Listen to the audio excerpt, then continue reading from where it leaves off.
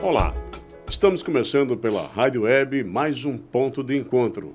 E no programa de hoje vamos conversar com a professora, escritora, historiadora, bióloga, maruinense Lúcia Marques. Escritora que já tem lançado 16 livros, está com o 17º na gráfica que será lançado nos próximos dias. E é sobre essa trajetória dela enquanto maruinense, enquanto acadêmica, enquanto professora e escritora, que vamos falar hoje no programa Ponto de Encontro. Prazer tê-la aqui no nosso programa, professora Lúcia Marques. Bom dia, meu querido amigo, colega. É muito bom, né, falar do que a gente gosta de fazer, do que a gente tem feito e que não é trabalho, é um deleite. Mas a senhora é professora, historiadora, acadêmica, escritora, bióloga. De todas essas atividades, qual é que lhe dá assim, maior prazer, com qual a senhora mais se identifica? Eu me identifico como maruinense porque foi através dessa história, né? Foi através da minha origem que me veio a motivação para pesquisar, estimulada por meu pai. Meu pai é meu primeiro professor da matéria Maruim. Eu sempre, quando faço algum texto, eu digo professor primeiro da matéria Maruim. E foi olhando para Maruim e foi estudando Maruim que eu começo a tomar gosto pela pesquisa historiográfica, porque eu começo em 81, eu já tinha feito, estava fazendo paralelamente os trabalhos na área de biologia, que eu fui aluna, como estudante, fui bolsista do MEC, acompanhei pesquisas importantes na Universidade Federal, e paralelamente, uma coisa assim impressionante. A pesquisa é uma missão que não tem dinheiro que pague. É gratificante você buscar e achar. Eu tenho sido muito feliz nesses 40 anos. Eu começo a pesquisar em 81, né, sistematicamente, a estudar Maruim. Quando meu pai disse, eu botando minha menina para dormir, ele disse, quando eu morrer, ninguém vai saber nada de Maruim. Eu olhei para aquele homem de 1,90 m, um barbeiro que não frequentou escola regular, me dá um cocorote desse, eu em casa, e aí eu tomei vergonha na cara e fui estudar Maruim. Mas é incrível que, antes disso, eu já apanhava alguma coisa perdida sem saber que eu estava pesquisando. Na capa desse livro, que será lançado agora, Luzes de uma Caminhada, na capa do livro tem uma garrafinha que eu tirei do lixo em 71, quando eu ensinava no ginásio maruinense. Em Maruim eu fiz quase tudo. Eu sempre digo brincando que só não celebrei missa. Porque era muito bom você poder ajudar a sua cidade, né? Devolver o que a cidade lhe deu. Eu saí do ginásio maruinense, saí do grupo escolar Padre Danta, no ginásio, e fui convidada para ensinar no ginásio. Quando eu saio do ginásio maruinense para casa, eu encontro uma garrafa no lixo que foi removida de um canteiro do jardim da casa do Dr. Alcides. E pego essa garrafa em 71 e dou para minha mãe guardar, porque mamãe era apaixonada por esse médico, as mulheres todas eram apaixonadas por Dr. Alcides. E aí, essa garrafa ficou na minha estante. Eu limpava os livros, arrumava os livros e essa garrafa lá. E essa é a primeira peça do meu acervo. Eu tenho um pequeno acervo que eu arranquei, que eu construí com as unhas, arrancando a história de Maruim, do lixo, das paredes, dos trapiches, dos quintais. E essa garrafa hoje honra a capa do meu livro como a primeira peça do meu achado. Luzes de uma Caminhada é o livro que está na gráfica, será lançado brevemente. Mas antes dele, eu quero falar um pouquinho sobre o Inventário Cultural de Maruim, que é um trabalho extraordinário. Fico agradecido pelo presente que a senhora me deu, o exemplar desse inventário cultural importantíssimo, que trata e que retrata bem a história, não somente cultural, mas econômica de Maruim e da região do Vale do Cotinguiba, um trabalho de pesquisa extraordinário. Nesse livro, nesse Inventário Cultural de Maruim, que abrange a região do Vale do Cotinguiba, a senhora trabalhou bastante para relatar tanta coisa importante que aconteceu naquela região. Então, César, é o seguinte, quando eu começo a estudar Maruim, como eu falei, sistematicamente em 81, imagina, eu não parei mais.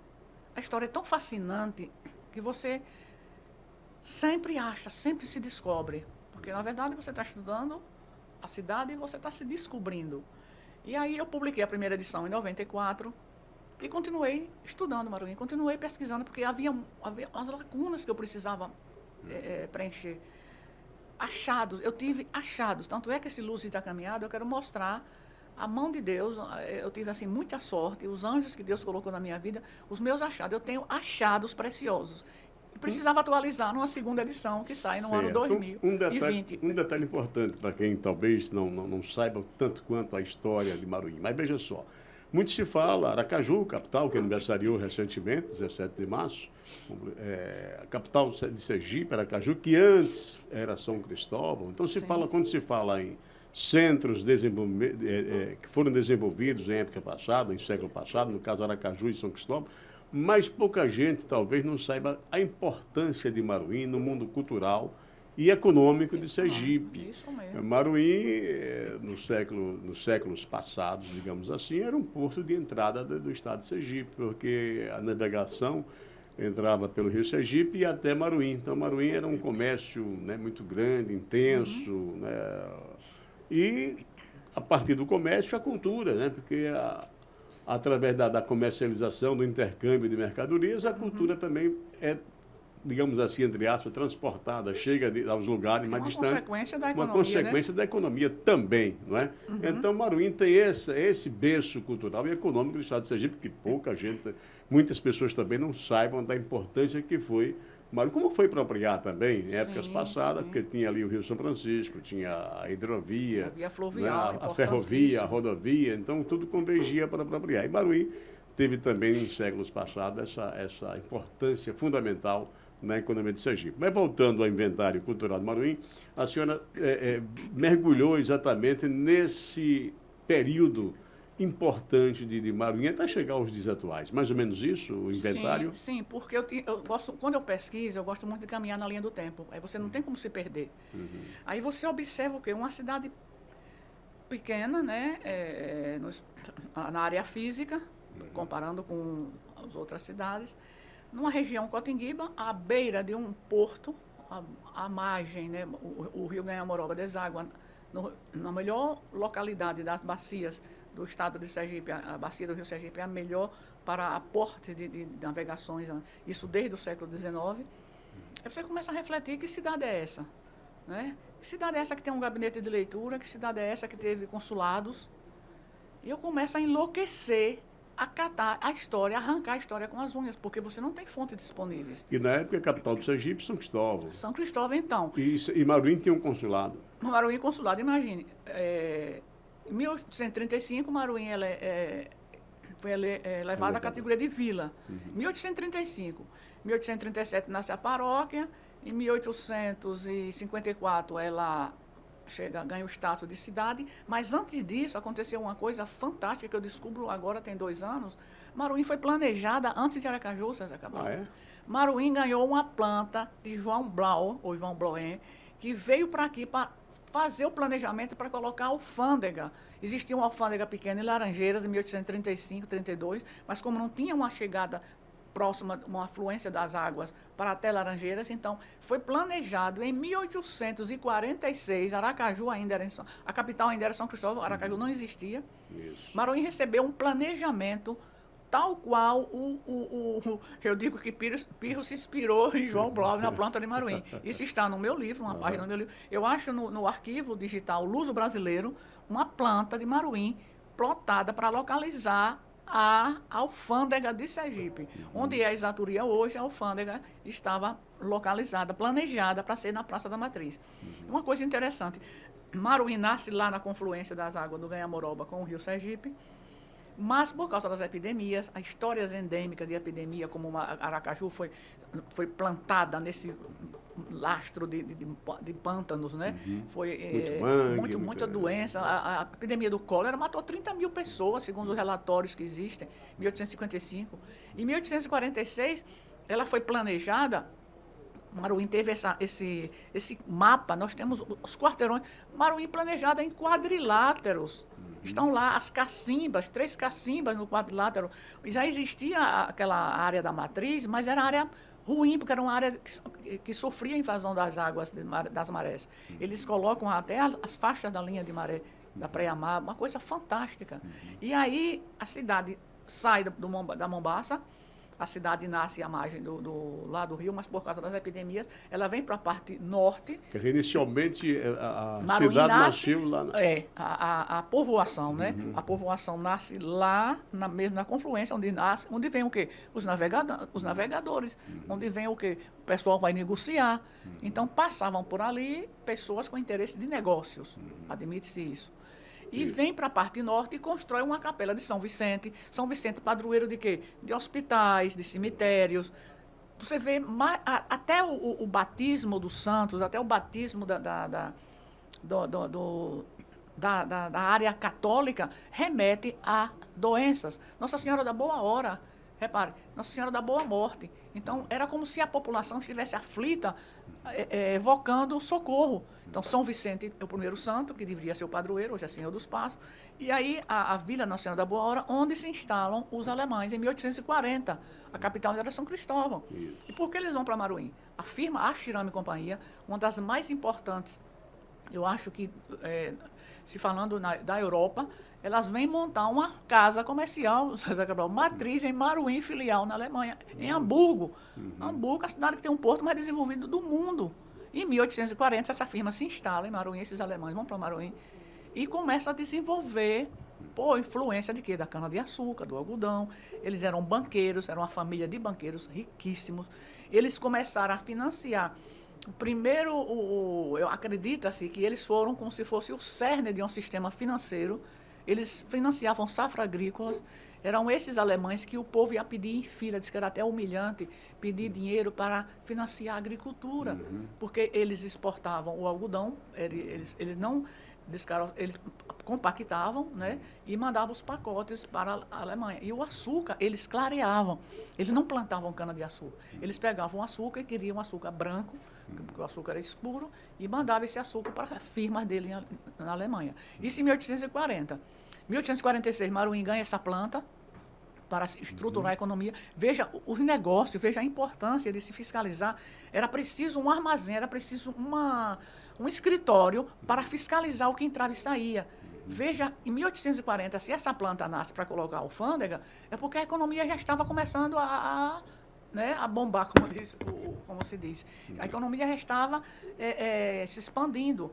Então, se essa alfândega vem para ser construída nessa localidade, que era a saída, era o lugar mais importante de onde? Da região, do litoral, não tinha outro. São Cristóvão estava lá, exato. Não tinha porto, não tinha condições. Que a causa maior foi a briga para vir para cá, foi o Barão de Maruim, que tinha visão e queria trazer a capital para um local que desse condições de exportar os produtos. Fica do ar, e eu aproveito até a deixa para fazer a pergunta, não sei se a senhora já chegou a pesquisar sobre isso, mas Maruim tinha esse potencial, né, no porto, indústria, comércio já estabelecido, já forte, esse intercâmbio com a própria Europa. Sim. E a mudança da capital de São Cristóvão para uma região mais próxima do mar foi o motivo maior para criar Aracaju.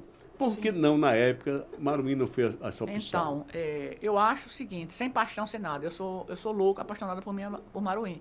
Mas Maruim não tinha condições por causa do tamanho, o espaço. Mas foi ventilada a ideia de Maruim ou Laranjeiras, visto Laranjeira também já estava se destacando nessa área econômica, né? Então, o Barão de Maruim, que tudo fez, ele foi quem trouxe a Assembleia Provincial na madrugada, escondido de todo mundo, e assinou a mudança da capital no engenho Unha do Gato, que fica na região, e que fica em Maruim, no município de Maruim. Né? Maruim era vila. Maruim já era cidade, porque Maruim é mais velho um ano do que Aracaju. Maruim é de 1854. Isso. Maruim no próximo ano faz 170 anos. E a política, tudo burilava onde? Na Cotinguiba. A força econômica e a força política estava lá. Por quê? Por causa da força de quem? Do Barão de Maruim, que era amigo de quem? Dom Pedro II.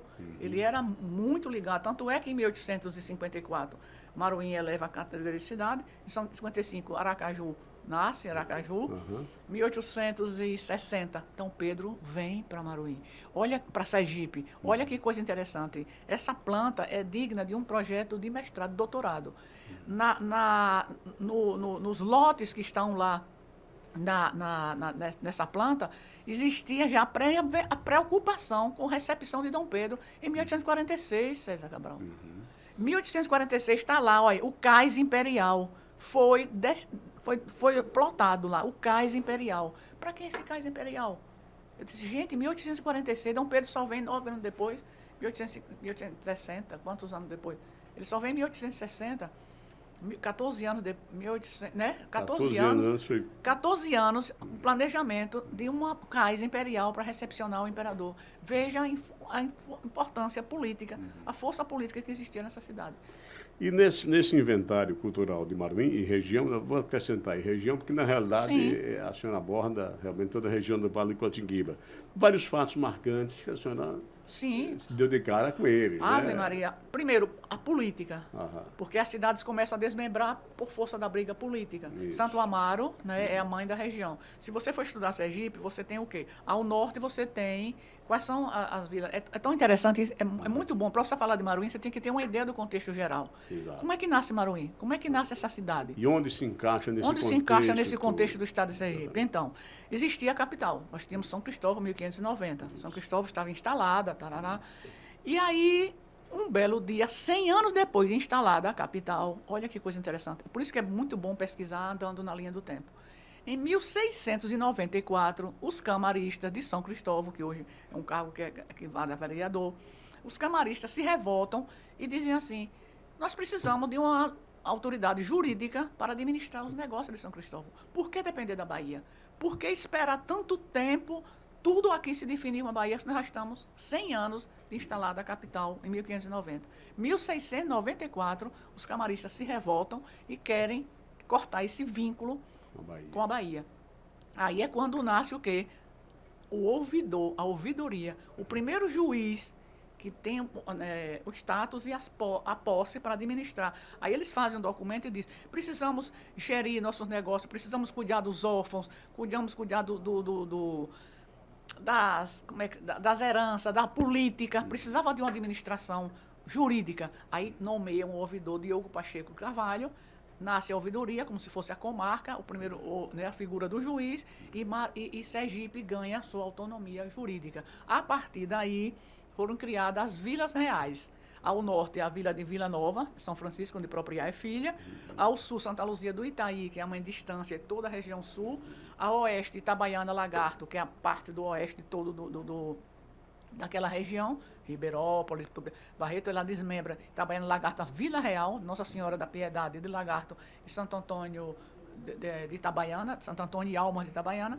E a leste vem quem? Santo Amaro das Brotas, que é a mãe de toda a região Cotinguiba, desse litoral. Englobaria hoje, né, do caso Maruim, Santo Amaro, Carmópolis... Então, e aí é que está. Dessa região, por causa da política, aí é que vem. São coisas marcantes. Economia, política e cultura. O que é que marcou a Cotinguiba? E a política tão ferrenha, a política foi tão marcante que deu origem às cidades. Porque quando Maruim, quando esse pessoal da Europa chega para Maruim, antes dos alemães, tinha o português José Pinto de Carvalho, que é quem faz, quem briga para Maruim se emancipar. Por quê? Porque ele vem e começa a trabalhar, a negociar e a crescer em terras de outro português, lá de Santo Amaro, lá do pessoal de Santo Amaro. E ele briga para que Maruim corte-se também essa dependência com Santo Amaro e começa a brigar pela independência de Maruim, porque até Capela tudo pertencia a Santo Amaro. Dores é filha de Capela, você sabe disso. Então, Dores é neta de Santo Amaro das Brotas. Eu tenho isso no meu terceiro livro do Sergipe Panorâmico, muito interessante. Agora, repare só, quando eles, lá em Santo Amaro, que a política tinha o Barão de Maruim cá, que nasce no Engenho do Gato, um Engenho do Gato que pertencia a Santo Amaro, porque o Barão nasce em 1809. O pessoal fica brigando, o Barão é de Rosário, o Barão é de Maruim, o Barão nasce em terra de Santo Amaro. Para você entender a história, você tem que ver datas. Se Maruim ficou emancipada de Santo Amaro em 1835, quando nasce a vila de Maruim de Santo Amaro das Brotas, como é que o Barão, que nasce em 1809, nasceu em Maruim? O Barão nasce em terra de Santo Amaro das Brotas, que é a mãe, é a Vila Real. Santo Amaro é a autoridade moral histórica da Cotinguiba, tem que respeitar Santo Amaro. E aí, dois cidadãos lá, muito famosos, o Sebastião Gaspar de Almeida Boto e o Antônio Zé da Silva Travassos, se candidatam para deputados, e um ganhou e o outro foi quem levou. Por causa disso, tiveram brigas, morte. Quando eu entrevistava o povo lá em Santo Amaro, eu dizia, Dona Lúcia, aqui não vai para frente, porque aqui já teve tanto sangue que foi rio de sangue, que o rio chegou, o sangue chegou na canela, com todo exagero e tudo. Mas tem sentido. E a revolta de Santo Amaro era um povo muito politizado. Santo Amaro participou da revolta Revolução de Pernambuco, em 1817, mandou contingente, esse grupo político. Em 1836, a revolta de Santo Amaro fez nascer Rosário do Catete. Então, Santo Amaro não queria perder terra e perder domínio. Porque se você perde terra, você perde o quê? A população, você perde voto. Aí, Travassos e Boto ganhou, Antônio Travassos ganhou a eleição e Boto foi quem ficou, porque adulterou as urnas que vieram no carro de boi em Lagarto. Imagine, as urnas que vieram de Lagarto foram alteradas e o Boto... E por que urna de Lagarto? Porque a urna para deputado, né, o estado todo... ela percorreu o estado, era uma urna itinerante, sim. assim. Né? Então, alteraram as urnas que vieram de Lagarto, que dá certo os amigos, e o Boto, que não ganhou, foi quem elegeu. Aí, Travassos sai, contrariado, desesperado, o povo sai, aí vem os asseclas e os líderes de Boto, cadê Travassos? Cadê Santo Amaro? Mostra seu povo. E o João Bolacha disse que bêbado dá um tiro, Santo Amaro tem a imagem de Santo Amaro tem um buraco aqui no frontal da igreja, está lá ainda, fruto dessa revolta de Santo Amaro de 1836, e começam aí as desavenças, a cidade ficou vazia, porque o grupo de Travassos se afastou e veio o grupo de Boto, e aí houve a morte de um soldado, de nome Evaristo, morreu. E imagina, é assim que nasce Maruim, é assim que nasce, que foram desmembradas da cidade. E a escritura de capela que sai de Santo Amaro das Brotas. Então, meu amigo, é muita riqueza. Em 1860, o Dom Pedro vem e visita a cidade se prepara, já tinha esse cais imperial, manda calçar 3 ruas iguais de laranjeira de pedras calcárias, ele tira do bolso 3 contos de réis e manda construir 3 fontes de água boa, porque Maruim tem calcário no subsolo e a água é de péssima qualidade. Imagina, sem licitação, sem nada. Ele mandou construir. Tem fontes ainda hoje funcionando em Maruim, que é a fonte dada com 3 contos de réis. A fonte da Nação no Lanchês. Até hoje funciona. A prainha lá na parte sul, perto de uma área de Apicum, de Manguezal, e uma lá no norte que fechou, que não funciona.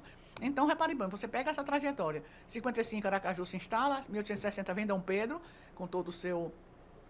Né, sua atração política, por era fascinado por Dom Pedro, né? Seu aparato. Muito carismático, uma figura ligada à educação. Imagina, nós não tínhamos ainda, César Cabral, nem escola normal, nem o Ateneu. Dom Pedro foi recebido com recitais em latim pelos alunos de escola primária. Eu, como educadora, como professora, fico encantada com isso. Veja o nível educacional de onde essas professoras vieram. Dom Pedro foi recebido com recitais em latim de professores do curso primário. Aí, em 1862, o Barão inaugurou a Igreja Matriz de Maruim, que era a mais importante da Cotinguiba, uma igreja belíssima. Em 1875, repare que coisa interessante, João Rodrigues da Cruz, aqui é o patrono da minha academia, esse homem que muito investiu na educação, na cultura, na economia do Estado, é outra figura que tem que ser estudada. João Rodrigues da Cruz, doutor Tomás, a família Cruz, família de atos de benevolência inéditos. Eu acho que não tem, até hoje, criaturas que deram tanta contribuição, tanta ajuda ao Estado de Sergipe. Ao Estado de Sergipe, não só ao Maruim. E esse cidadão vem da Europa, ele mais um irmão, João Rodrigues da Cruz e doutor Tomás, eles são baianos e vão fazer cursos na Bahia. Um era médico, o doutor Tomás, tanto é que ele deu a Fundação Manuel Cruz, que hoje é o Hospital São José. Isso. E o João Rodrigues, que sempre investiu em cana-de-açúcar, em economia, foi quem fundou a Sergipe Industrial, a primeira fábrica de Sergipe, é a Sergipe Industrial. Eles saem de Maruim para construir essa fábrica, e eles vêm morar em Maruim, saindo da Europa. Imagine, eles saem da Bahia, vão fazer curso de especificação em Londres e Paris, e vão residir em Maruim, em 1875, que era a cidade mais desenvolvida do Estado. E aí, 2 anos depois, eles fundam o Gabinete de Leitura, uma sociedade literária, que era uma prática recorrente na Europa, na França. Eles passaram em Londres, Paris, e importam essa cultura e fundam o Gabinete de Leitura. Essa cidade que tem paixão. Como é que você pode parar de estudar uma cidade dessa? É verdade. É por isso que eu tocar nesse assunto, porque Maruim, apesar também, não somente por esse lado, por esse potencial econômico, né, da cultura da cana, sobretudo, desse período que viveu, desse apogeu que viveu na economia, no ciclo da cana, teve também essa tendência cultural muito forte. Tanto é que foi, talvez, um dos primeiros gabinetes de leitura aqui do estado de Sergipe. Foi o primeiro, porque Laranjeiras fundou, não foi para frente, passou só 10 anos. Riachuelo teve, Itabaiana parece que teve um gabinete de leitura, mas foi coisa temporária. E o nosso gabinete, que hoje é uma biblioteca, funciona. Ele nasce como o quê? Uma iniciativa, uma sociedade literária de iniciativa privada, uma coisa muito interessante. A minha dissertação de mestrado foi a Revista Literária do Gabinete. É outro segmento que Maruim tem. A história da imprensa passa por Maruim. Você tem uma ideia. A Maruim teve 21 jornais e 6 tipografias. E esse gabinete de leitura teve uma tipografia, imagine, para escrever, para publicar os artigos dos membros, dos sócios, como se fosse uma academia de letras. Eu sempre brinco com o pessoal e digo que o gabinete de Maruim, a nossa sociedade literária, eu digo que a minha academia, que hoje eu sou presidente com muita honra, estou presidente com muita honra, é mais antiga do que a Academia Brasileira de Letras. Porque uma sociedade literária nasceu no interior do estado, em 1877, que não foi em São Cristóvão, não foi nas famosas Atenas Sergipana, Laranjeira, nasce em Maruim. Maruim tem que ligar, tem que dar esse grito e dizer, eu estou aqui, eu tenho história, eu sou importante para o estado de Sergipe. Pois é, eu estou conversando com a professora Lúcia Marques, que é bióloga, professora, acadêmica, presidente da Academia Maruinense de Letras e Artes, falando sobre a sua trajetória e sobre o seu trabalho enquanto escritora, principalmente nessa linha. Bom, no século XIX, Maruim já discorreu bastante com fatos relatados no Inventário Cultural de Maruim. Já discorremos muito aqui sobre fatos marcantes do século XIX. Mas até o século XX, início do século XX, principalmente, Maruim ainda continuou sendo uma potência na área econômica do estado de Sergipe, não é isso? E a gente fica analisando por que essa decadência econômica.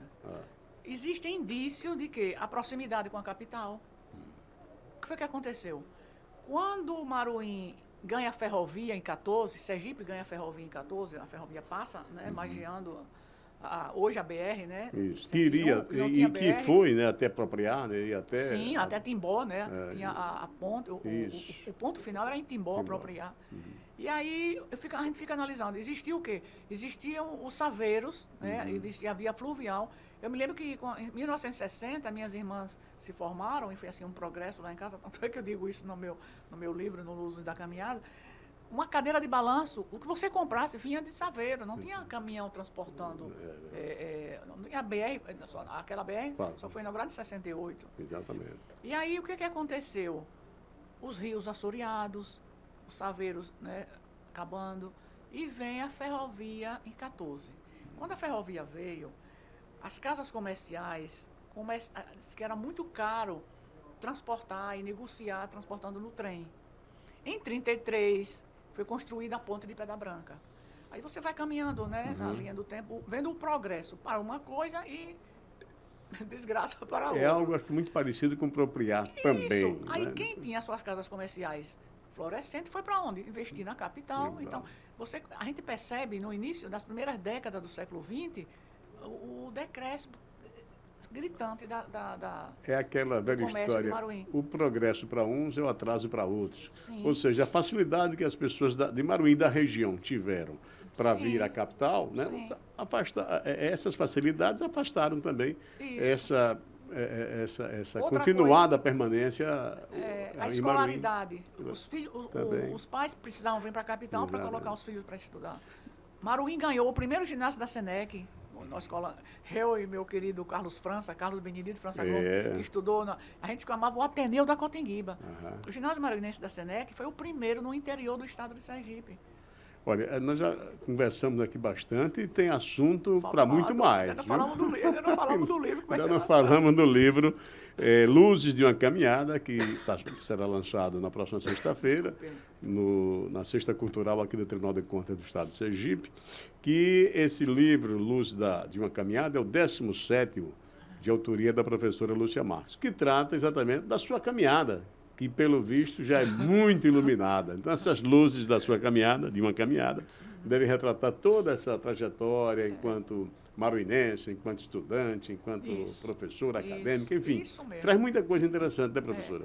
Porque você, repare só, nós somos de uma geração, que você é da minha geração, a gente olha para trás, nós somos vitoriosos, nós somos felizados. Nós somos uma geração privilegiada. Quando eu olhei, lá em minha casa eu tenho um altar de livros. Cada livro que eu vou fazendo, vou botando um em cima do outro. E tem uma imagem, uma bancada que eu sou devota de Santo Antônio. Eu vim para aqui estudar, morando na casa de meus tios, no Santo Antônio. E eu tenho, assim, muita gratidão a Deus. Meu Deus, a gente escapou de muitas coisas. Qual foi a vacina que nós tomamos, César? A vacina da varíola, a única vacina da varíola. Em casa, criança, eu fui eu não sei nem classificar. Eu era uma capetinha, eu era muito danada. Sérgio, eu com 6 anos de idade, eu subia nas paredes, subia no vaso sanitário que não tinha nem tampa, para tirar ovo de lagartixa do telhado, capaz de me arrebentar, com a vassourinha, com a piaçaba da vassoura que lavava a latrina. Eu tirava um fio dali e ficava cutucando para encher a mão de ovo de lagartixa. Eu não sei se estava nascendo a bióloga ali ou se estava nascendo a curiosa. E era assim, eu gostava muito de dizer, os riscos que a gente correu. Isso, é. E Deus foi muito generoso. Eu dormi com o Nelcide na cabeça para matar piolho. Repare só. Hoje, se acontecer um negócio desse, né? Vivia, uma coisa que me marcou na infância, quando eu era aluna do Grupo Escolar Padre Dantas, enterro de anjos, quase semanalmente morria uma criança, e como era pobre, não tinha ninguém, chama um menino, uma turma do grupo, a turma do grupo. Quando a gente chegava lá no cemitério, uma prática comum era botar uma mão cheia de areia, de barro, de argila do cemitério, que aquele barro vai e volta, vai e volta. Botava lá dentro e dizia 100 anos sem eu, 100 anos sem mim, o que for, e vinha satisfeita porque ia passar 100 anos sem morrer. No caminho tinha um pé de oitizeiro, descendo a ladeira do cemitério. Quantas vezes a mão suja do cemitério nós comemos oiti, voltava para a escola não tinha torneira, a escola não tinha água encanada. E nós escapamos de muitas doença. Coisas. Brinquei com a lava do mosquito, morte afogada, né? Por afogamento. Sempre acontecia. Menina, crianças então, que, né? Quantos, o que foi, né? Quantas coisas. Então, aí você cresce, estuda, consegue se formar, vem para aqui, para o Ateneu muito difícil, morar com meus tios, meus segundos pais. Me formo, consigo um emprego, um concurso, e lá vai, e lá vou escrevendo, e vou aprendendo a gostar da pesquisa, e olhei e ouvi 16 livros publicados. Meu Deus, não fui eu. Eu tenho que dizer como foi essa caminhada, eu tenho que agradecer a Deus. Esse livro, Luzes de uma Caminhada, é um tributo a Deus, é uma prova, estou dando uma prova, o meu testemunho, dizer obrigado, Senhor, por essa caminhada. E nesse livro, Luzes de uma Caminhada, a senhora conta essa trajetória sua em Maruim, a infância, a adolescência, a juventude. Desde quando eu nasci, desde a minha infância até agora. Porque tem os primeiros passos nesse... A passagem pela força, a influência católica, a passagem no catecismo, as práticas culturais, a educação que recebemos, né? Você vê tudo limitado. Meu pai é um barbeiro pobre, mas aquela educação, né, primar pela moral, pela cultura, pelo bom comportamento, estudar, né? Isso tudo é como se a gente não tinha diferença a você viver no meio dos ricos, dos pobres. Eu nunca me senti pobre. O bonito é isso.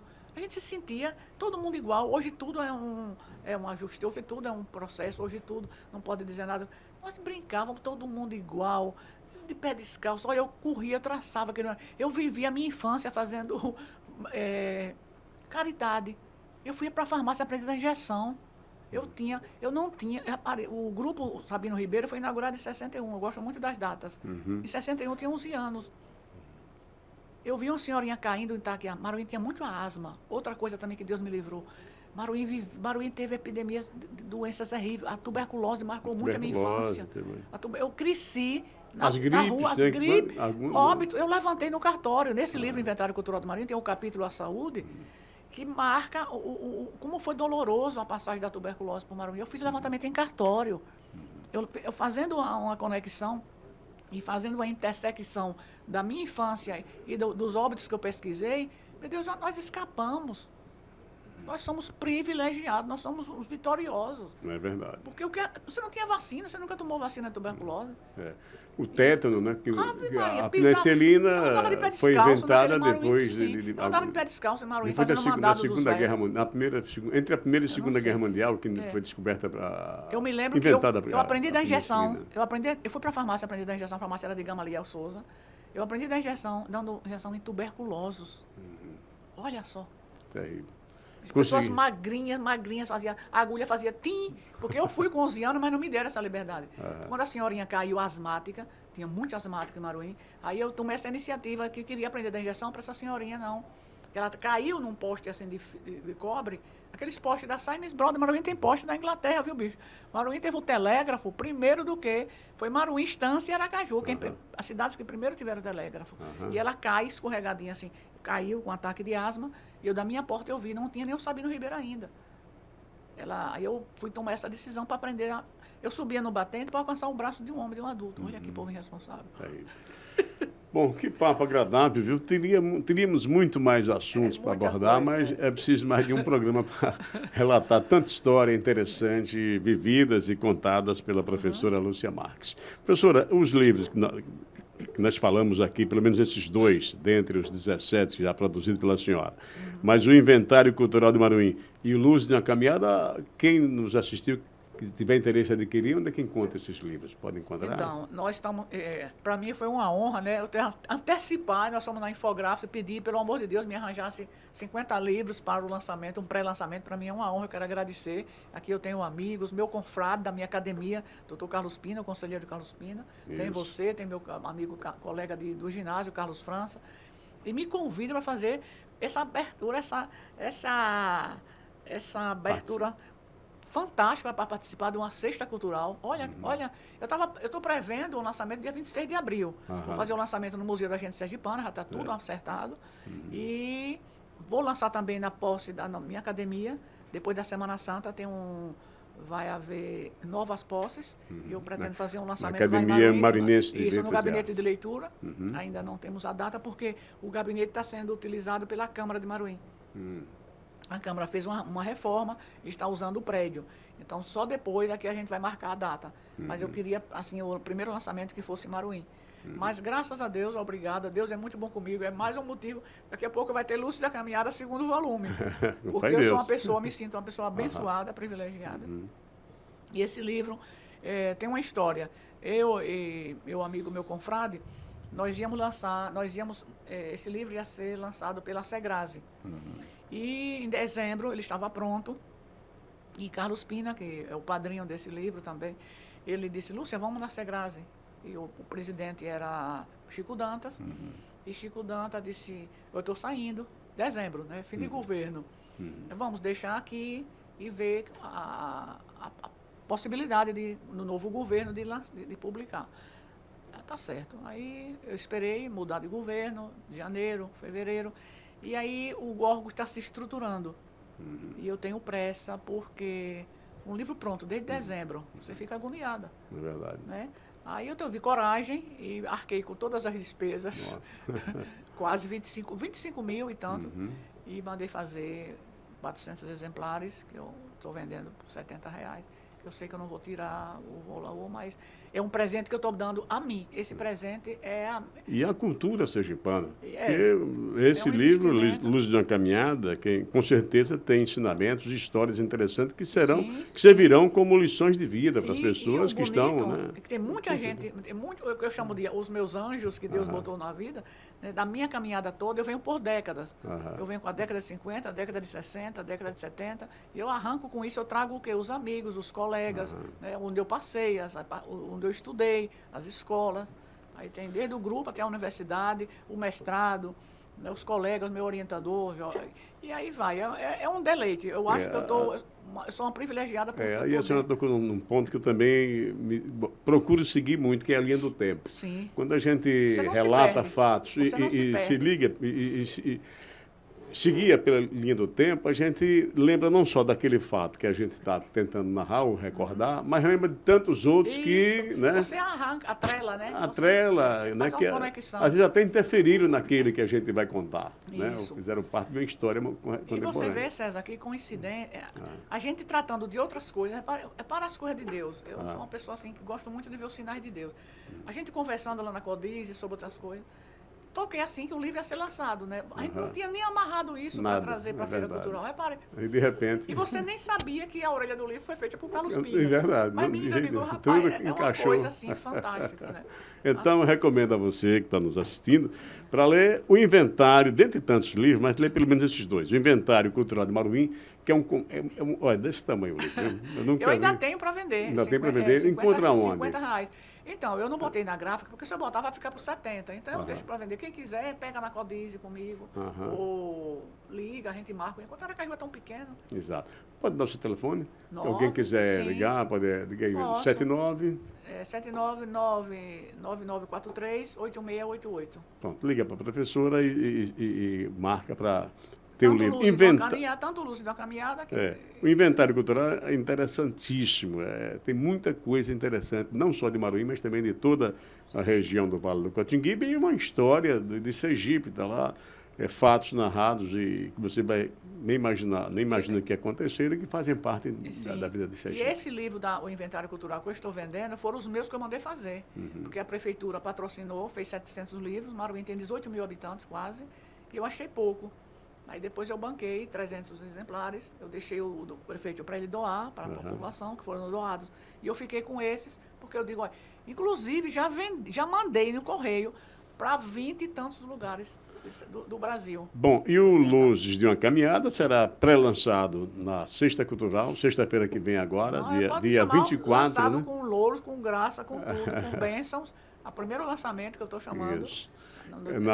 Nessa sexta-feira, 24 de março de 2023, e depois será lançado no dia 26 de abril, 26 no de Museu abril, da Gente Sergipana. Museu da Gente Sergipana aqui na Caju. Isso.